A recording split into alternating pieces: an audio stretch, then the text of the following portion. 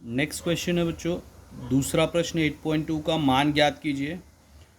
तो यहाँ पे टोटल 6 प्रश्न है, यहाँ पे मान ज्ञात करना हमें इसे।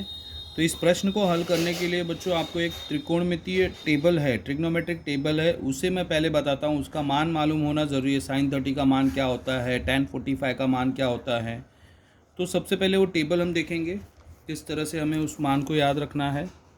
यहाँ पे देखो, साइन, कॉस, टैन। आपको 9 स्टैंडर्ड में 3 ही दिया गया, 10 स्टैंडर्ड में 3 और ऐड हो जाएगा। तो मैं पूरा 6 आपको बता रहा हूँ। साइन 0 का मान 0, साइन 90 का मान 1, याद रखना। फिर 30 60 90 अंश का प्रमेय है बच्चों। हमें 30 60 90 अंश का प्रमेय क्या कहता है कि 30 अंश की सम्मुख भुजा कर्ण की आधी होती है। तो यहाँ पे आधा लिखना, 1/2। और 60 अंश की सम्मुख भुजा क्या होती है, कर्ण की करनी में 3/2 गुना होती है। तो 60 अंश की सम्मुख भुजा ना, तो यहाँ पे आएगा करनी में 3/2। और इसी तरह से एक 45 45 90 अंश का प्रमेय है कि 45 अंश की सम्मुख भुजा कर्ण की 1/करनी में 2 गुना होती है। तो 45 अंश की सम्मुख भुजा कर्ण की 1/करनी में 2 गुना होती है।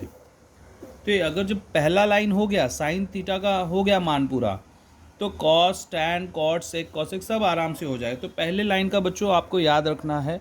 इसके लिए ट्रिक भी है, या फिर आप प्रमेय के कथनों से भी याद रख सकते हो। तो अब देखो कॉस का कैसे करेंगे। कॉस का इसका रिवर्स होता है, मतलब पीछे साइड से, साइन का पीछे साइड से जो है वही स्टार्ट करें। 1, फिर 1 करनी में 3/2, 1/करनी में 2, 1/2, 0।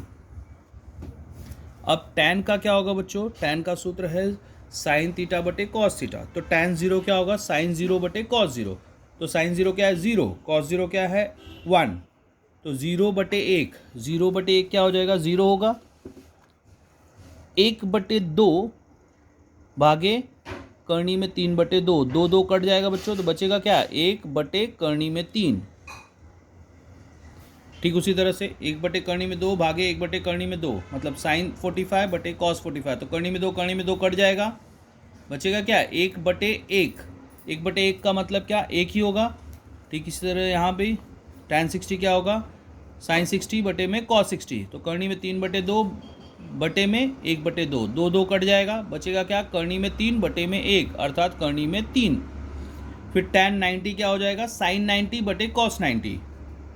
तो 1/0, 1/0 क्या, अगर 1 में 0 से भाग देंगे तो आंसर क्या आएगा बच्चों, नहीं आएगा, अपरिभाषित। जैसे कि मैंने बोला कि कोई एक चॉकलेट है, उसको 0 भाग में बांटो, तो क्या आप बांट सकते हो, क्या नहीं बांट सकते हो, क्योंकि हम किसी भी चीज़ को 0 में बांट नहीं सकते।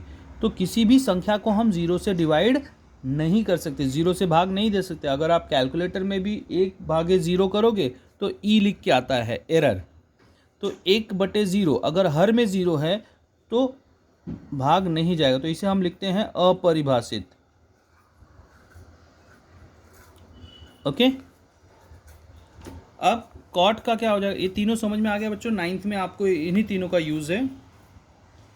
ये प्रमेय के माध्यम से, पहला साइन 0 0, साइन 90 1। फिर ये तीनों 30 अंश की सम्मुख भुजा कर्ण की आधी होती है, 60 अंश की सम्मुख भुजा करनी में 3/2 गुना होती है कर्ण की। और 45 45 90 अंश का प्रमेय क्या है, 45 अंश की सम्मुख भुजा कर्ण की 1/करनी में 2 गुना होती है। फिर कॉस क्या हो गया, इस साइन का रिवर्स, पीछे से स्टार्ट करना। और टैन क्या हो जाएगा बच्चों, साइन बटे कॉस। टैन 0 क्या हो जाएगा, साइन 0 बटे कॉस 0। टैन 30 क्या हो जाएगा, साइन 30 बटे कॉस 30। टैन 45 साइन 45 बटे कॉस 45। ओके, इस तरह से हम ज्ञात कर। और ये याद रखना बच्चों, अगर हर में 0 आता है, ऊपर कुछ भी हो अंश में, 1000 2000 कुछ भी हो, लेकिन अगर हर में 0 है तो अपरिभाषित होगा। समझ में आया, नॉट डिफाइन। अब कॉट थीटा, कॉट के लिए क्या हो जाएगा, ठीक इसका टैन का रिवर्स हो जाएगा बच्चों, अपरिभाषित।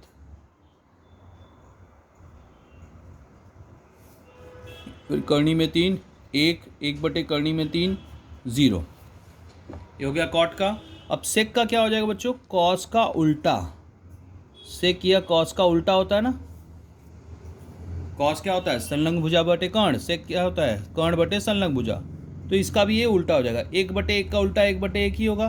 कर्णी में 3/2 का उल्टा 2 कर्णी में 3, 1 कर्णी में 2 का उल्टा, कर्णी में 2/1 अर्थात कर्णी में 2, 1/2 का उल्टा करेंगे तो क्या आएगा बच्चों, 2/1 अर्थात 2।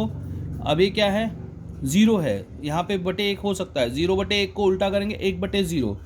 अब हर में 0 आ जाएगा, मतलब ये क्या हो जाएगा, अपरिभाषित।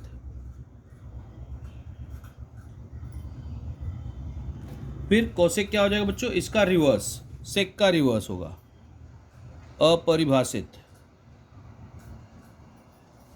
2 कर्णी में 2, 2 कर्णी में 3, 1। समझ में आ गया। ये टेबल बहुत ही यूज़फुल है बच्चों, 10th स्टैंडर्ड में भी आपको यूज़फुल होगा, तो अच्छी तरह से इस टेबल को प्रैक्टिस कर लेना है।